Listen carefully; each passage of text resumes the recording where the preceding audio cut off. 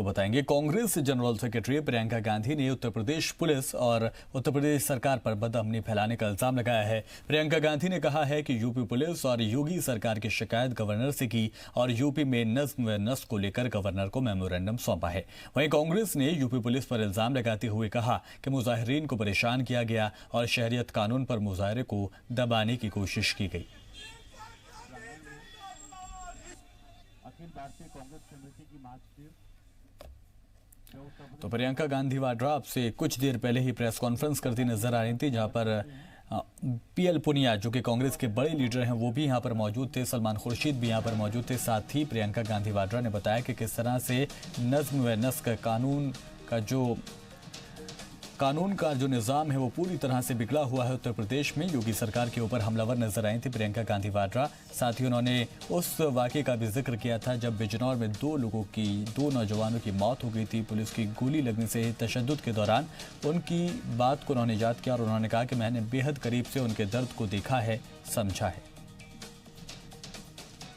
मेरी सुरक्षा का सवाल एक बड़ा सवाल नहीं है, मेरी सुरक्षा का सवाल एक बहुत छोटा सवाल है जिस पे चर्चा करने की ज़रूरत नहीं है। आज हम प्रदेश की सुरक्षा का सवाल उठा रहे हैं, हम आम जनता की सुरक्षा का सवाल उठा रहे हैं। जागरूकता अभियान नहीं है, ये झूठों का अभियान है। इनकी सच्चाई सबने देख ली है। ये सीएए का कानून संविधान के खिलाफ है, इससे सबको आपत्ति होगी। जो गरीब है, श्रमिक है, जो शहर में काम कर रहा है मजदूर, आप उससे कागजात मांगेंगे, उससे पूछेंगे कि कोई एविडेंस दिखाइए, टेलीफोन की बिल दिखाइए 1970 की। जागरूकता अभियान नहीं है, ये झूठों का अभियान है। इनकी सच्चाई सबने देख ली है। ये सीएए का कानून संविधान के खिलाफ है, इससे सबको आपत्ति होगी। जो गरीब है, श्रमिक है, जो शहर में काम कर रहा है मजदूर, आप उससे कागजात मांगेंगे, उससे पूछेंगे कि कोई एविडेंस दिखाइए, टेलीफोन की बिल दिखाइए 1970 की। कहां से निकालेगा? जिस तरह से नोटबंदी में सबको प्रताड़ित किया उस तरह से ये भी प्रताड़ित करेगा ये कानून, और इस कानून का आधार एकदम संविधान के खिलाफ है। तो जो अभियान निकालेंगे निकालें। आज तमाम विद्यार्थी सड़क पे हैं, विद्यार्थी हैं, पढ़े लिखे बच्चे हैं, वो समझते हैं कि क्या हो रहा है। और army chief general Bipin Rawat को मुल्क का पहला चीफ ऑफ डिफेंस स्टाफ यानी सीडीएस बनाया गया है। हाल ही में मरकजी हुकूमत ने चीफ ऑफ डिफेंस स्टाफ की मुद्दत-ए-कार 3 साल के लिए और बढ़ा दिया है। अब चीफ ऑफ डिफेंस के रिटायर होने की उम्र 65 साल होगी। 65 साल की उम्र में पूरी होने के बाद ही इस ओहदे से सीडीएस रिटायर होंगे। पहले 62 साल में ही रिटायर होने का प्रोविजन था। चीफ ऑफ डिफेंस स्टाफ की जिम्मेदारी तीनों अफवाज से जुड़े मामलों में वजीर दिफा को सलाह देना है। सीडीएस ही वजीर दिफा का चीफ दिफाई मुशीर भी होगा। इसका ऐलान वजीर आजम नरेंद्र मोदी ने लाल किले से किया था। और महाराष्ट्र में उद्धव सरकार की काबीना की तौसी हुई। उद्धव ठाकरे रियासत के वजीर आला हैं और अब उनके बेटे आदित्य ठाकरे काबीना के वजीर हो गए हैं। अजीत पवार एक बार फिर रियासत के डिप्टी सीएम बने हैं। महीने में दूसरी बार उन्होंने डिप्टी सीएम ओहदे का हलफ लिया है। कांग्रेस लीडर अशोक चौहान ने काबीनी वजीर के तौर पर हलफ लिया। अशोक चौहान रियासत के साबिक सीएम शंकर राव चौहान के बेटे हैं। उनका नाम आदर्श घोटाले में आ चुका है। अशोक चौहान खुद भी रियासत के सीएम रह चुके हैं। एनसीपी लीडर धनंजय मुंडे ने काबीनी वजीर के तौर पर हलफ लिया। वो बीजेपी लीडर गोपीनाथ मुंडे के भतीजे हैं। अजीत पवार के बीजेपी के साथ जाने में इनकी बड़ा अहम रोल रहा था। एनसीपी लीडर नवाब मलिक और अमित देशमुख ने भी वजीर ओहदे का हलफ लिया है। आज कैबिनेट तौसी में 36 वज़रा ने हलफ लिया। उधर लखनऊ में उत्तर प्रदेश हिंदी संस्थान के 43वें यौम तासीस के मौके पर एक तकरीब का इनेकाद किया गया। इस मौके पर रियासत के सीएम योगी आदित्यनाथ और असेंबली स्पीकर हृदय नारायण दीक्षित भी मौजूद रहे। इस दौरान 138 अदीबों को एजाज दिया गया। इस मौके पर सीएम योगी ने कहा कि अदब समाज का आईना होता है। उन्होंने कहा कि आज का वक्त सबके लिए चैलेंजेस से भरा हुआ है। उनके मुताबिक अटल बिहारी वाजपेयी ने इंटरनेशनल स्टेज पर हिंदी को नई पहचान दी है। वहीं पीएम मोदी भी हिंदी जुबान खुलकर इस्तेमाल करते हैं और पूरी दुनिया में हिंदुस्तान की ताकत का एहसास कराते हैं। आपने देखा होगा जिन भी प्रतिष्ठित साहित्यकारों ने अपनी अपनी जिम्मेदारियों का अपने समय में, अपने कालखंड में निर्वहन किया। आज भी उनकी वे कृतियां समाज और राष्ट्र को एक नई दिशा दे रही है। हिंदी राजभाषा के साथ साथ भारत की एकता का आधार भी बने। साहित्य के प्रति हम सबके मन में जो अनुराग होना चाहिए, ये साहित्य ही समाज का दर्पण है, तो दर्पण उतना ही साफ सुथरा होना चाहिए। समाज के लिए उस प्रकार की हमारी लेखनी चलनी चाहिए जो समाज के मार्गदर्शक के रूप में साहित्य समाज को एक नई दिशा दे सके। और ये एक चुनौती है हम सबके लिए, और खासतौर पर साहित्य जगत में कार्य करने वाले आज के हमारे जितने भी प्रतिष्ठित साहित्यकार हैं, उन सब से मेरी एक अपील होगी कि वास्तव में हमारी लेखनी समाज की उन ज्वलंत समस्याओं को एक रचनात्मक दिशा देने की होनी चाहिए, जिसमें व्यापक लोक कल्याण का भाव निहित हो और राष्ट्रीय कल्याण का भाव भी निहित हो। और लखनऊ में शिया वक्फ बोर्ड के सदर वसीम रिजवी ने शरीयत कानून और एनआरसी को लेकर राहुल गांधी पर हमला बोला। उन्होंने कहा कि राहुल गांधी इस्लाम कबूल करके पाकिस्तान में अपनी कांग्रेस पार्टी के लिए सियासी जमीन तैयार करें, क्योंकि राहुल गांधी पाकिस्तान के पीएम बन सकते हैं। उन्होंने राहुल गांधी से हिंदुस्तान पर रहम खाने और एनआरसी पर मुसलमानों को गुमराह न करने की अपील की। राहुल जी जिस तरह से हिंदुस्तान में कांग्रेस को एक मुस्लिम पार्टी बनाकर जातिवाद पर राजनीति कर रहे हैं, वो हिंदुस्तान के लिए बेहद खतरनाक है।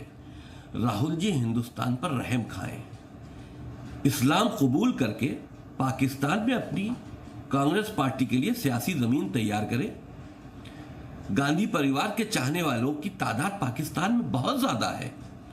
पाकिस्तान में अगर कांग्रेस पार्टी सियासत करेगी तो इमरान खान को हराकर पूर्ण बहुमत की सरकार राहुल गांधी जी वहां जरूर बना लेंगे, और राहुल गांधी जी पाकिस्तान के प्रधानमंत्री बन सकते हैं। हिंदुस्तान मोदी जी के हाथों में पूरी तरह से सुरक्षित है। कृपया हिंदुस्तान पर रहम खाएं और एनआरसी पर मुसलमानों को गुमराह न करें। उत्तर प्रदेश की जेल में बंद कैदियों को नए साल पर इंतजामिया की जानिब से खूबसूरत तोहफा दिया जा रहा है। अब कैदी अपने घर पर एक हफ्ते में 2 बार बात कर सकेंगे। यह कदम जेल के अंदर मोबाइल पर पूरी तरह से लगाम लगाने के लिए उठाया गया है। इसके तहत कैदी जेल में लगे पीसीओ से हफ्ते में 2 बार अपने घर पर 5-5 मिनट के लिए बात कर सकेंगे। इसके बाद अगर जेल में फोन पाया गया तो इसके खिलाफ सख्त कार्रवाई भी होगी। उत्तर प्रदेश जेल को हाईटेक बनाने के लिए नए नए प्रयोग किए जा रहे हैं। हमारे साथ इसी मसले पे बात करने के लिए डीजी जेल आनंद कुमार जी हैं बात करने के लिए। आनंद जी, उत्तर प्रदेश को जेल को लगातार आप हाईटेक बनाने के लिए नए नए प्रयोग कर रहे हैं। अब बताया जा रहा है कि पीसीओ भी लगाने जा रहे हैं, और कई जगह पे पीसीओ लगे भी हैं, और उन पीसीओ का अब समय जो पहले बार कैदी अपने घरों में 1 बार कॉल करते थे, अब 2 बार किया जा रहा है। जी, निश्चित तौर पे जेलों में हम लोग बहुत ही टेक्निकल अपग्रेडेशन कर रहे हैं। और मैं आपको पहले ये बता दूं कि आप जानते हैं कि हमारे वीडियो वॉल जेल मुख्यालय पे भी हाल में 6 दिसंबर को माननीय मुख्यमंत्री जी ने उद्घाटन किया, और ये हमारे 2750 कैमराज हैं जो 70 जेलों में हैं, उनकी लाइव फीड हमारे पास आ रही है। और इस समय हमारे पास करीब 68 जेल हैं जिनकी लाइव फीड ऑलरेडी आ गई है। 2 में तकनीकी दिक्कत है जो कि 1 हफ्ते 10 दिन में रिजॉल्व हो जाएगी, नंबर 1। नंबर 2, जो आपने कहा कि तकनीकी हम लोग और क्या क्या कर रहे हैं, और आपने पीसीओ की बात की है, तो इसमें मैं आपको बताना चाहूँगा कि पहले यह व्यवस्था थी कि जो बंदी होता था उसको सप्ताह में 1 दिन 5 मिनट के लिए अपने जो ऑथराइज्ड रिलेटिव्स थे जिनका वेरिफिकेशन पुलिस द्वारा किया जाता था, उनसे 5 मिनट की बात करने की छूट थी। उसको हम लोगों ने बढ़ा दिया है, और उसको सप्ताह में 2 बार 5-5 मिनट के लिए उसको मौका दिया जा रहा है।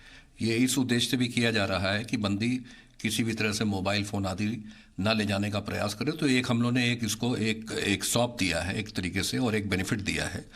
जो बड़ी जेलें हैं वहाँ पे 2 पीसीओ लगे हुए हैं, और जो छोटी जेलें हैं वहाँ पर 1 पीसीओ लगा हुआ है। सर, एक सवाल ये भी कि फर्रुखाबाद जेल से 116 जो बंदी हैं उनको रिहा करने की बात हो रही है। बताया जा रहा है कि हीनियस क्राइम का उन पे आरोप है, लेकिन क्या रोड मैप होता है, किस तरह की रूपरेखा होता है कि उन कैदियों को चुना जाता है जिनको रिहा किया जाए?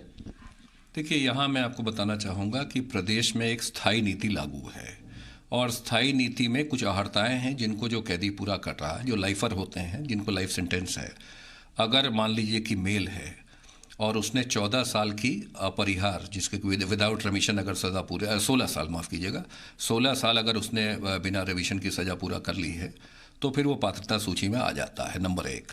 अगर वो महिला है तो फिर 14 साल में ही उसकी एलिजिबिलिटी हो जाती है।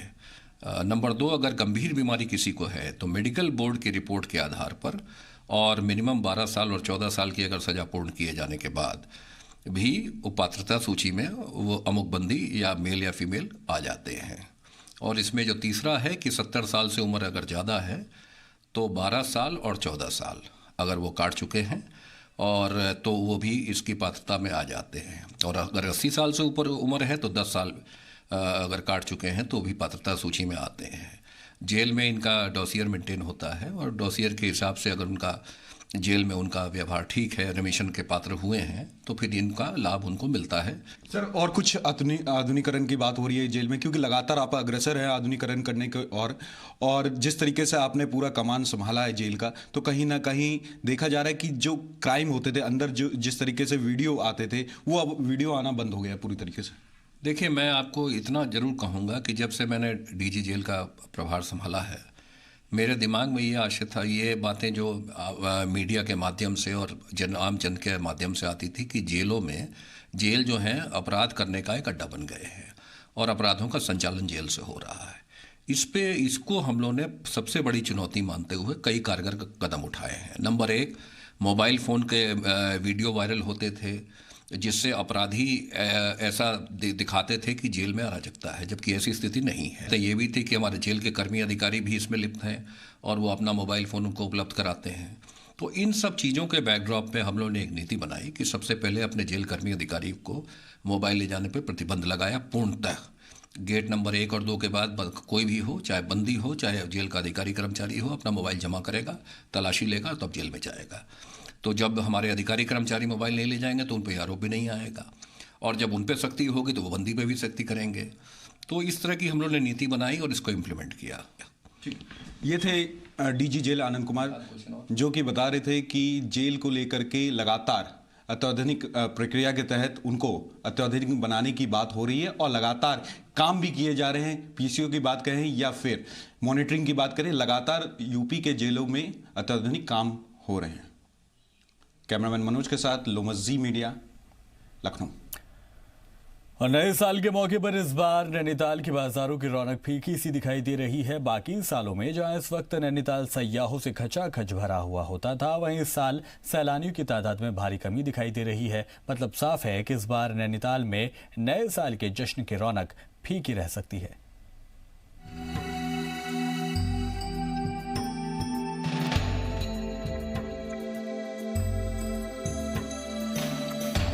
नए साल पर इस बार सैलानियों ने नैनीताल से दूरी बना ली है। माशी मंदी, नैनीताल में पार्किंग की कमी और CAA पर हो रहे मुजाहिरों को देखते हुए इस बार सैलानियों की तादाद में भारी कमी देखी जा रही है। इस बार कई सैलानियों ने नैनीताल आने का प्लान तो बनाया था, लेकिन बाद में उन्होंने अपनी बुकिंग रद्द कर दी। एक आदादोशुमार के मुताबिक बाकी साल के मवासने में इस बार नैनीताल में 50% सैलानियों की तादाद में कमी आई है, जिससे वहां के कारोबारियों में भी मायूसी साफ तौर पर देखी जा सकती है।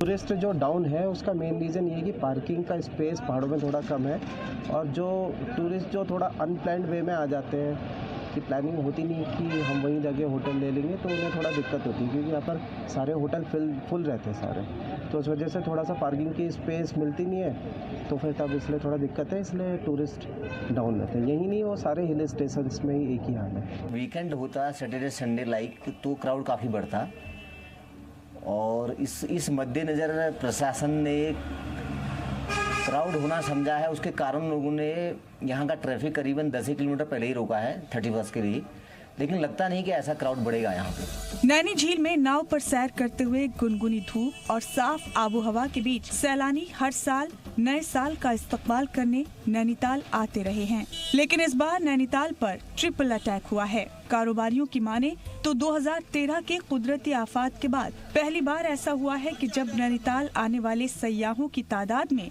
इतनी बड़ी कमी आई है। हर साल जोश रहता है, वैसे इस बार भी है और हमें उम्मीद है काफ़ी अच्छा रहेगा 31 का सीजन और न्यू ईयर में क्राउड रहेगा। AA के लिए जो प्रोटेस्ट चल रहे हैं उससे लोग अपने घरों से निकल करके पर्यटक स्थलों को नहीं जाना चाह रहे हैं। दूसरा बड़ा कारण है मंदी की मार और तीसरा जो है नैनीताल के साथ जुड़ा रहा पार्किंग स्थलों की समस्या। तो जो पार्किंग स्थलों की समस्या है, इस बार जिलाधिकारी महोदय ये कह रहे हैं कि हमने बहुत अच्छे इंतजाम किए हैं, तो ये आपको 31 के बाद मालूम चल जाएगा कि कितने इंतजाम उन्होंने किए हैं। बहरहाल कारोबारी अभी भी उम्मीदों का दीप जलाए हुए हैं। लाख दिक्कतें हों, हिल स्टेशन नैनीताल नए साल में सैलानियों से गुलजार जरूर होगा। वीकेंड में हर साल नैनीताल पैक रहता है, लेकिन इस साल की तस्वीर कुछ अलग है। इस बार एक तो 31 मंगलवार को पड़ रहा है और दूसरा कि वीकेंड भी नहीं है। तीसरी जो प्रॉब्लम आ रही है वो पार्किंग की है और चौथा जो देश भर में NRC और जो कैब का विरोध हो रहा है उसको लेकर भी थोड़े से पर्यटक इस समय सहमे हुए हैं और हिल स्टेशन का रुख फिलहाल नहीं कर रहे हैं। संदीप गुसाई, जी मीडिया, नैनीताल। उधर महाराष्ट्र में अलवरदारी के बाद आदित्य ठाकरे ने जी मीडिया के रिपोर्टर नित्यानंद शर्मा से बात की। जी बहुत खुशी तो है, लेकिन जो जिम्मेदारी बढ़ी है उसका एक मुझे ज्ञान है। काम करने की संधि है, मैं ऐसे ही काम करते जाऊंगा। पिता के साथ काम करने का मौका मिला है। बिल्कुल, और पूरा परिवार है, मुख्यमंत्री साहब है और पूरे जो सेना परिवार है, कांग्रेस राष्ट्रवादी सब साथ में है, तो एक अच्छा एक विश्वास का वातावरण है। आपने शपथ नहीं लिया, बीजेपी की तरफ से ये कहना है कि वंशवाद की राजनीति को बढ़ावा दिया जाए। मुझे लगता है कि अभी काम पे फोकस करते हैं, राजनीति बहुत हो गई, अभी काम के लिए। पहला काम क्या करेंगे मंत्री बनने का? पहला काम लोगों की सेवा करनी है, तो पहला काम, आखिरी काम चलते ही रहेगा। तो ये थे आदित्य ठाकरे, जिनका ये कहना है कि अब वो मंत्री बनने के बाद लोगों की सेवा करेंगे। वीडियो जर्नलिस्ट सिद्धेश के साथ नित्यानंद शर्मा, जी मीडिया, मुंबई। महाराष्ट्र में हलफबर्दारी के बाद अजीत पवार ने जी मीडिया के रिपोर्टर नित्यानंद शर्मा से खास बातचीत की थी और वही हमने आपको सुनवाई। इस वक्त हमारे साथ अजीत पवार है। सर, पहले तो आपको बधाई, आप मुख्यमंत्री बने हैं। सर, क्या कहेंगे, सत्ता कोई भी हो लेकिन सत्ता के केंद्र में आप हमेशा रहते हैं। वैसा कुछ नहीं, जो भी पार्टी रहती है, विधायक रहते हैं, उनका सपोर्ट रहता है, पार्टी के चीफ का आशीर्वाद रहता है, ये जिसको मिलता है वो सब मिलके काम करते हैं। मुख्यमंत्री पद की शपथ लिए, सर दो मुख्य काम क्या है आपको लगता है? अभी दो मुख्य काम, फार्मर्स का जो भी प्रॉब्लम्स है वो हल करने का, और दूसरा बेरोजगारी। युवा बहुत आज उनको नौकरी नहीं है, वो बेरोजगार है, उनको नौकरी नहीं मिल रही है। उसके बारे में एक ऐसा कोई काम दिखाना पड़ेगा कि उसमें ये सब युवा खुश हो जाएंगे, उनको भी ऐसा लगेगा कि ये गवर्नमेंट हमारे बारे में भी सोच रही है। ऐसे ये दो इशू मेन है और इसमें सभी समाज के लोग अपने महाराष्ट्र में रहते हैं। ऐसा कोई भी समाज नहीं होगा कि उस समाज को ये गवर्नमेंट अपनी तरफ ध्यान नहीं दे रही है, ऐसा उनको बिल्कुल नहीं लगेगा। ऐसा काम हम सब मिलके करके। एक आखिरी सवाल सर, विपक्ष ये आरोप लगा रहा है कि ये जो मंत्री पद का शपथ हुआ है इसमें परिवारवाद और वंशवाद दिखा है। किसने बताया आपको? बीजेपी का ये आरोप। उसका आरोप है। अभी बीजेपी के अलग अलग स्टेट में गवर्नमेंट है, उसके बारे में उन्होंने सोचना चाहिए। ये सब विधायक है, लोगों ने, वोटर ने उनको चुन के दिया है, वो तो सही है। मेजॉरिटी से 145 मैजिक फिगर उनके पास है, 145 के बजाय 170 फिगर उनके पास है, यानी क्लियर मेजॉरिटी उनके पास है। और अभी जो चुनाव हुआ उसमें उनके तीनों पार्टी के विधायक चुन के आए हैं। और आपको मालूम है डेमोक्रेसी में जिसको मेजॉरिटी मिलती है वो आगे निकल जाते हैं। तो ये थे अजीत पवार, इनका कहना है कि चाहे कोई भी आरोप लगाए लेकिन इन्हें जो काम मिला है वो उसे बखूबी निभाएंगे। वीडियो जर्नलिस्ट संदेश के साथ नित्यानंद शर्मा, जी मीडिया, मुंबई।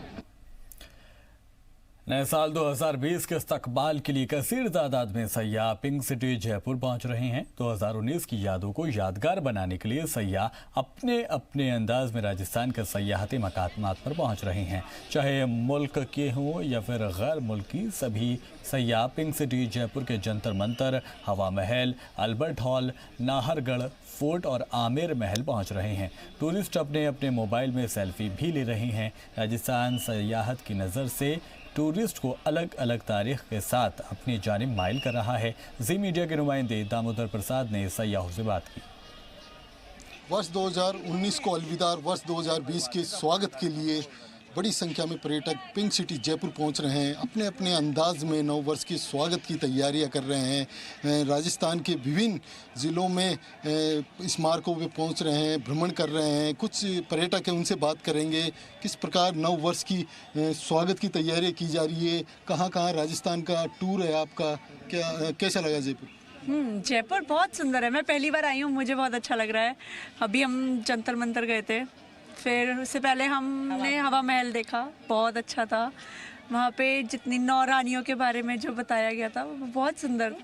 हम लोग नववर्ष के लिए घर में सब मिलकर अच्छे से सेलिब्रेट करते हैं। एक साथ सारा परिवार मिलकर एक दूसरे के साथ खुशियाँ बांटता है। यही हमारा नववर्ष का सेलिब्रेशन होता है। पर्यटकों की सुरक्षा और व्यवस्था को लेकर भी डिपार्टमेंट की ओर से क्या तैयारियाँ की जा रही है, क्योंकि पर्यटक बड़ी संख्या में पहुँच रहे हैं? सर आप बताएं। जंतर मंतर और ईस्टर आर्ट में पर्यटकों की सुविधा को दृष्टिगत रखते हुए ऑनलाइन टिकट की व्यवस्था के लिए उनको जानकारी दी जा रही है। लपके, हॉकर्स इत्यादि से बचाव के लिए उनको सचेत किया जा रहा है। इसके साथ ही होमगार्ड डिपार्टमेंट से जो होमगार्ड जवान हैं उनके द्वारा सुरक्षा व्यवस्था की जा रही है। तो टूरिस्ट अपने अपने अंदाज में नववर्ष के स्वागत के लिए और वहीं स्मारकों पर राजस्थान सरकार की ओर से पर्यटकों की सुरक्षा के लिए भी खासा इंतजाम किए जा रहे हैं। कैमरा पर्सन राहुल के साथ दामोदर प्रसाद, जी मीडिया जयपुर। यहाँ रुक रहे हैं एक ब्रेक के लिए।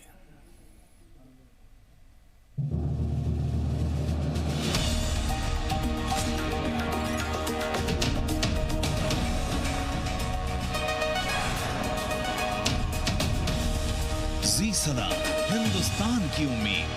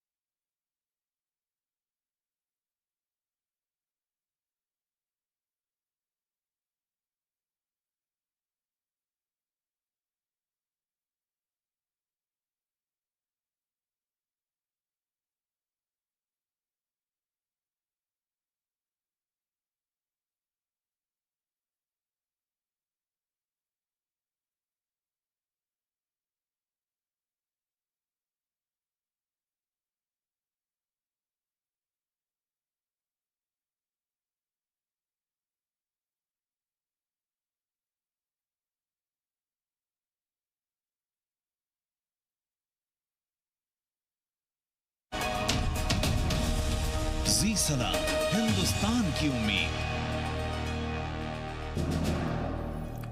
चलिए ब्रेक के बाद खबरों में आगे बढ़ेंगे। पूरे शुमाली हिंदुस्तान में जैसे ठंड का कर्फ्यू सा लगा हुआ है, बर्फीली हवाओं और कोहरे ने लोगों का जीना मुश्किल कर दिया है। ऐसे में महकमा मौसमियात का कयास है कि दिल्ली और यूपी में आज से ठंड से थोड़ी राहत मिल सकती है, लेकिन नए साल की रात यानी 31 दिसंबर से होने वाली बारिश आपके जश्न को फीका कर सकती है। दिल्ली में पिछले 2 दिन से दर्जा हरारत 3 डिग्री से नीचे है। बर्फीली हवाओं से दिल्ली ठिठुर रही है। कोई आग ताप रहा है, कोई चाय की चुस्कियों से खुद को गर्म रख रहा है। सर्द हवाओं से बचने के लिए लोगों ने जैकेट, मफलर, ग्लव्स पहनकर खुद को पैक कर लिया है। सर्द लहर का सितम ऐसा है कि लोग घरों और दफ्तरों में ही रहना पसंद कर रहे हैं। जरूरत ही लोगों को बाहर खींच कर ला रही है। हालत ऐसी है कि इंडिया गेट जैसा टूरिस्ट स्पॉट, जहां इतवार को सुबह से लेकर रात तक सयाहों की भीड़ रहती है, सूना सूना सा नजर आया। 2019 के दिसंबर ने जाते जाते दिल्ली वालों को कोल्ड अटैक से बैकफुट पर डाल दिया है। इस सदी का दिसंबर दिल्ली में सबसे ठंडा रहा। महकमा मौसमियात के मुताबिक इस साल दिसंबर में इतवार तक का एवरेज दर्जा हरारत 19.07 डिग्री सेल्सियस दर्ज किया गया और ये 1901 के बाद दूसरा सबसे ठंडा दिसंबर हो सकता है। इससे पहले दिसंबर 1997 में एवरेज दर्जा हरारत 17.3 डिग्री सेल्सियस दर्ज किया गया था। शनिचर और इतवार को महकमा मौसमियात ने दिल्ली के लिए रेड अलर्ट जारी किया था। शदीद ठंड होने पर जारी होने वाले अलर्ट को रेड अलर्ट कहा जाता है। दिल्ली में अब भी ऑरेंज अलर्ट है। यूपी और हरियाणा में दिल्ली जैसी ही कड़ाके की शदीद सर्दी पड़ रही है। हरियाणा में 15 जनवरी तक स्कूल बंद रखने का हुक्म है। यूपी में 1 दर्जन से ज्यादा जिलों में स्कूल बंद हैं। वैसे महकमा मौसमियात ने दिल्ली वालों को थोड़ी खुशखबरी दी है। महकमा मौसमियात की माने तो आज से हालात बेहतर होंगे। सर्द लहर की सिमत में तब्दीली आ गई है। इम्कान है कि आज से दर्जा हरारत में इजाफा होगा। आज जो है देखिए मॉर्निंग आवर्स में हमारे पास कोल्ड वेव की सिचुएशन रही थी, जबकि टेम्परेचर 4 डिग्री सेंटीग्रेड से कम रहे हैं। और अगर हम अधिकतम तापमान की बात करते हैं तो आज भी हमारे पास ज़्यादा जगहों पर कोल्ड वेव और 1-2 जगह पर सीवियर कोल्ड डे रियलाइज होगा, जो कि जबकि अधिकतम तापमान